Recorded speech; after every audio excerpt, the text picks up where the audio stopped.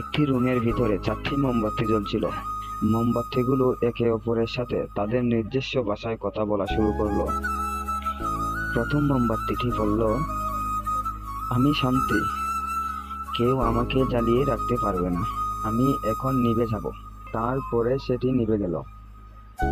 দ্বিতীয় মোমবাতিটি বলল, আমি বিশ্বাস, শান্তি যেহেতু নেই তাই আমার আর জ্বলতে থাকার কোনো প্রয়োজন দেখছি না, আমি এখন নিভে যাব।